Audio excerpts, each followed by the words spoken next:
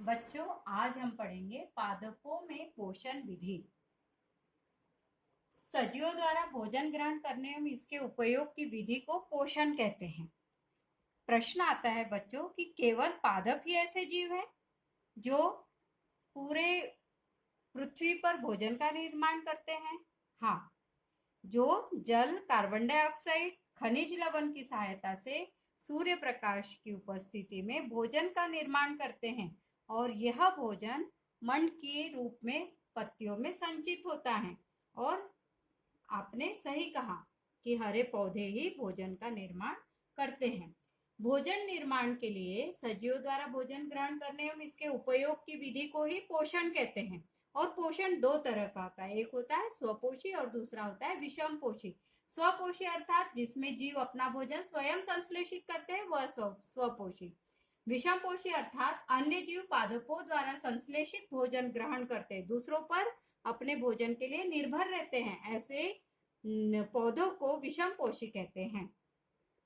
अब प्रश्न उठता है कि पादपों की खाद्य फैक्ट्रियां कहाँ होती है? तो पादपों की खाद्य फैक्ट्रियां पत्तियों में होती है। पत्ती ही एक ऐसा माध्यम है जो भोजन के निर्माण में पौधों के लिए सहायक होता है।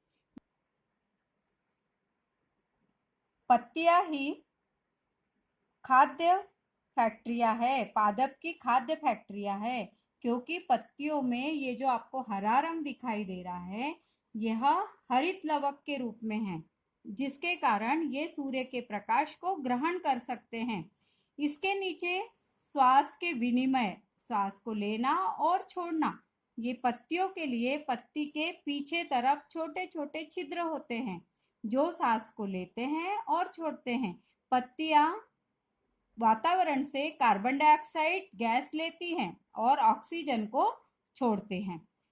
बच्चों, मैं आपको बता रही थी कि रंध्र यहाँ पर हमको खुली आंखों से नहीं दिखाई देते, यह एक अत्यंत सूक्ष्म होते हैं। ये पत्तियों का जो पूरा बाह्य भाग है इसे हम फलक कहते हैं। ये भाग जो करता है ये फलक कहलाता है। ये वृंत कहलाता है, जो उसके तने से जुड़ा हो वह वृंत। और ये जो शिराएं हैं जिसके माध्यम से जल और खनिज तत्व का परिवहन होता है इसे शिराएं कहते हैं।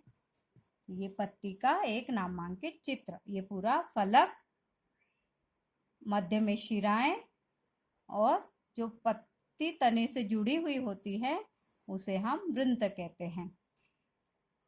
पत्तियों के नीचे छोटे छोटे छिद्र होते हैं जो क्या कहलाते हैं? स्टोमेटा कहलाते हैं। बच्चों, पत्तियों के नीचे छोटे छोटे छिद्र होते हैं जिन्हें रंध्र कहा जाता है, स्टोमेटा कहा जाता है। ये जो डायग्राम आप देख रहे हैं ये पूरा डायग्राम स्टोमेटा का है। इसमें दो रक्षक कोशिकाएं होते हैं जिन्हें द्वार कोशिकाएं कहते हैं, और इन दोनों के बीच में एक छोटा रंध्र होता है, एक खाली जगह होती है, और यह जगह रंध्र द्वार कहलाता है। इसी से होकर वायु निकलती है और जाती है। पत्तियां कार्बन डाइऑक्साइड को लेती है और ऑक्सीजन को छोड़ती है। इस तरह ये हमारी पूरा स्टोमेटा का स्ट्रक्चर है, जिसमें रंध्र द्वार होता है जो सांसों को लेता है और छोड़ता है। पत्तियां कार्बन डाइऑक्साइड का लेती है और ऑक्सीजन को छोड़ती है। इनकी रक्षा के लिए द्वार कोशिकाएं होती हैं। तो तीन, पत्ती की अनुप्रस्थ काट, ये जब हम पत्ती को कट करेंगे और इसको माइक्रोस्कोप में जब इसका हम पूरा डायग्राम लेते हैं तो हमें इस तरह ये दिखाई देती है। इसमें बहुत छोटे छोटे कणों के रूप में क्लोरोफिल उपस्थित होता है जो हरे रंग का होता है, और यही भोजन के निर्माण के लिए मदद करता है। श्वास को लेने और छोड़ने के लिए द्वार कोशिकाएं होती है जो स्टोमेटा की रंध्र की रक्षा करती है, और जगह जगह पर छोटे छोटे रंध्र होते हैं जो पूरे पत्ती के लिए कार्य करते हैं। इस तरह आज हमने पादपों में पोषण